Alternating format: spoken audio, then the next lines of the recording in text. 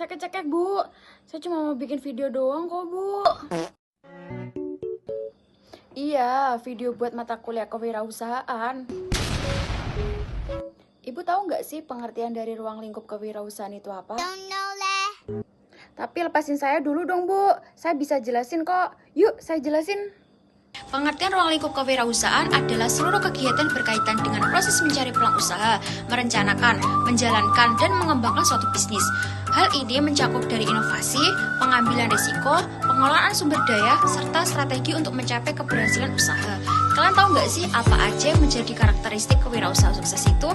Yang pasti yang pertama adalah percaya diri, yang kedua kreatif dan inovatif, yang ketiga berani mengambil risiko, yang keempat disiplin dan tangguh, yang kelima visioner dan berpikir terbuka, yang terakhir yaitu mampu berkomunikasi dan memimpin.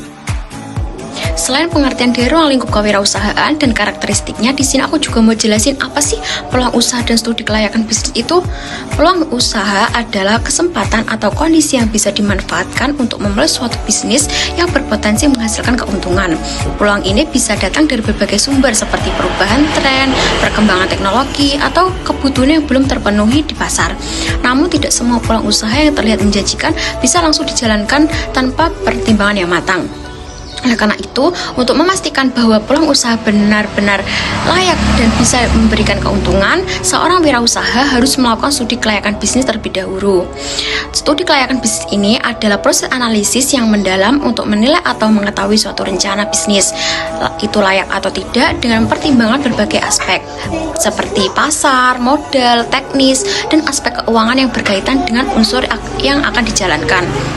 Selain itu, untuk mengetahui kondisi internal dan eksternalnya yang mempengaruhi bisnis, wirausaha juga menggunakan analisis SWOT. Dengan menganalisis kekuatan, kelemahan, peluang, dan ancaman, seorang wirausaha dapat merumuskan strategi yang tepat agar bisnisnya bisa berkembang dan bertahan di pasar. Analisis ini dilakukan saat usaha sedang berjalan.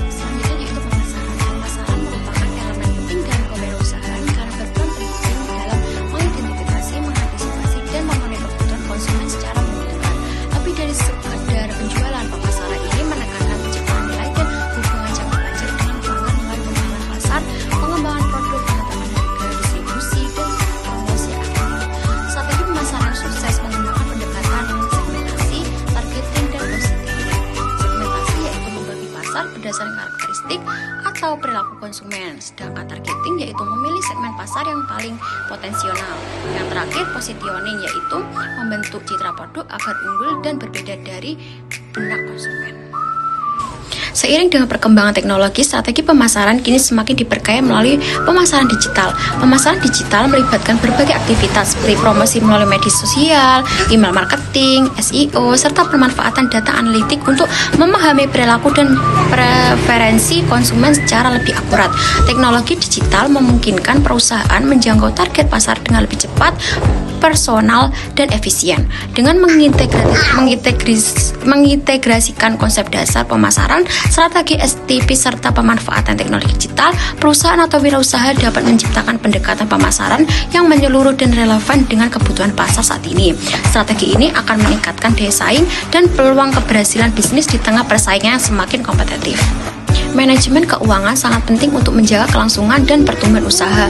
Wirausaha perlu memiliki sumber modal yang sesuai seperti tabungan, pinjaman, investor, atau bantuan pemerintah. Setelah memperoleh modal, penting juga membuat laporan keuangan sederhana untuk memantau pemasukan dan pengeluaran. Selain itu, pengelolaan arus kas harus diperhatikan agar dana cukup untuk operasional harian. Usaha bisa gagal meski menguntungkan jika arus kas buruk. Dengan mengelola keuangan yang disiplin, wirausaha dapat mengambil keputusan yang bijak, menjaga kestabilitas usaha, dan meningkatkan peluang sukses jangka panjang. Manajemen operasional dan SDM sangat penting untuk kelancaran dan efisiensi usaha. Operasional mencakup pengelolaan aktivitas harian seperti bahan baku, alur kerja, waktu produksi, dan kualitas produk atau jasa. Operasional yang baik meningkatkan efisiensi dan kepuasan pelanggan. Sementara itu, manajemen SDM meliputi perekrutan, pelatihan, pendampingan, dan motivasi karyawan. Meskipun jumlah karyawan sedikit, pengelolaan SDM yang profesional meningkatkan keproduktivitas dan loyalitas yang berdampak positif pada pertumbuhan usaha. Dalam kewirausahaan, etika bisnis dan tanggung jawab sosial sangat penting untuk menjalankan usaha secara jujur dan berintegritas. Secara peduli peduli terhadap dampak sosial dan lingkungan. Salah satu bentuk tanggung jawab sosial adalah menerapkan green business, yaitu usaha yang ramah lingkungan dengan cara mengurangi limbah, hemat energi, dan menggunakan sumber daya secara bijak. Ini tidak hanya membantu menjaga lingkungan, tetapi juga meningkatkan citra positif perusahaan. Selain itu, konsep sustainable entrepreneurship atau kewirausahaan berkelanjutan menekankan pada pencapaian keuntungan yang berseimbangan dan kepedulian terhadap lingkungan dan sosial. Tujuannya adalah agar usaha dapat bertahan dengan jangka panjang dan memberi manfaat bagi lebih banyak pihak.